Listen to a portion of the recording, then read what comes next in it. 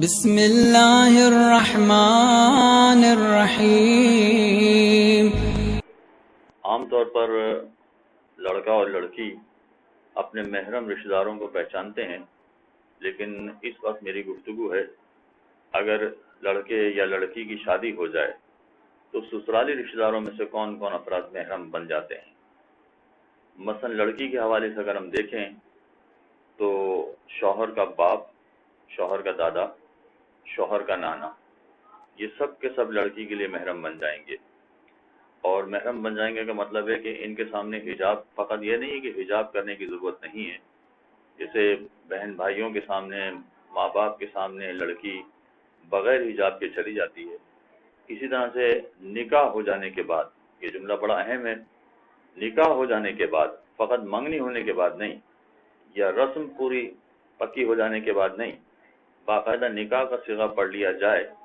اس کے بعد چاہے رخصتی نہ بھی ہو تو لڑکی کے لیے شوہر کا باپ، شوہر کا دادا اور شوہر کا نانا محرم بن جائیں گے۔ جو ہمارے یہاں مختلف خاندانوں میں رسم بھی موجود ہے کہ نکاح کے بعد لڑکا اپنے ساس اور سسر کے ہاتھ دستبوسی کرتا ہے، ہاتھ چومتا ہے، اور اسی طرح سے لڑکی اپنے ساس سسر کے دستبوسی کرتی ہیں۔ تو اگر نکاح ہو گیا ہے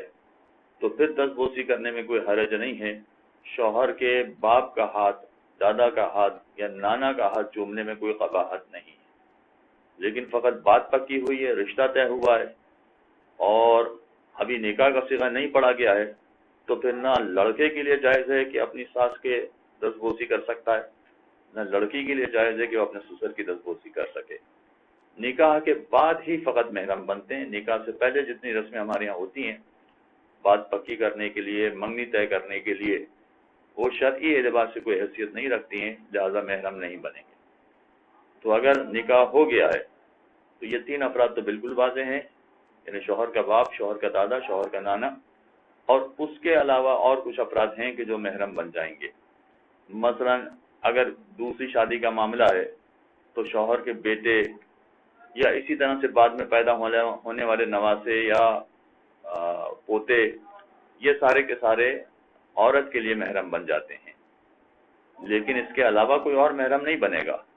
یہ جس کی تفصیل میں نے ابھی آپ کے سامنے بیان کی ہے، فقط یہ افراد محرم بنیں گے۔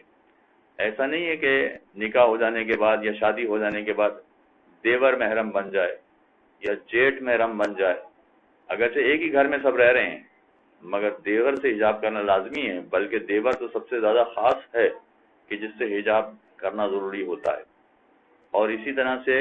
جیٹھ سے بھی حجاب کرنا پڑے گا۔ جب یہ دو افراد ایسے ہیں کہ جن سے حجاب کرنا ہے تو پھر خاندان کے دوسرے افراد، مثلا شوہر کے ماموں اور چچا، شوہر کے خالو اور پھوپھا، یہ سارے افراد تو ویسے ہی نامحرم رہیں گے، ان سب سے بھی حجاب کرنا پڑے گا۔ اور اسی طرح سے شوہر کے لیے نکاح ہو جانے کے بعد لڑکی کی ماں، لڑکی کی دادی اور لڑکی کی نانی، یہ سب کے سب محرم بن جاتے ہیں، لہذا دستبوسی کرنا چاہے تو کوئی حرج نہیں، پھر دستبوسی ہو سکتی ہے۔ اور اسی طرح سے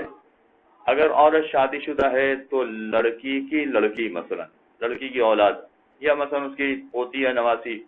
یہ سب کے سب بھی شوہر کے لیے محرم بن جاتے ہیں، لیکن نکاح ہونے کے بعد یہ مطلب نہیں ہے کہ سالی بھی محرم بن جائے گی، نہیں، سالی تو سب سے زیادہ خطرناک ہے، جس طرح سے دیور سے گناہ میں مبتلا ہونے کا بہت بڑا خطرہ ہے، اسی طرح سے سالی سے بھی گناہ میں مبتلا ہونے کا بہت بڑا خطرہ ہے۔ چنانچہ سالیاں محرم نہیں بنیں گی، سالیاں محرم نہیں بنیں گی۔ اس میں ایک کلیہ اور بھی واضح ہو جائے تو زیادہ بہتر ہے، جن افراد کے بارے میں یہ بتایا گیا کہ یہ محرم ہو گئے ہیں، اس کا مطلب یہ کہ آئندہ اب ان سے شادی نہیں ہو سکتی ہے۔ لہذا ہمارے معاشرے میں ایسا ہوتا تو نہیں ہے، لیکن اگر فرض کیجئے کہ ایسی صورتحال ہو کہ مثلا کہیں مغربی ممالک میں یا انڈیا میں دوسرے ممالک میں مثلا کہ عورت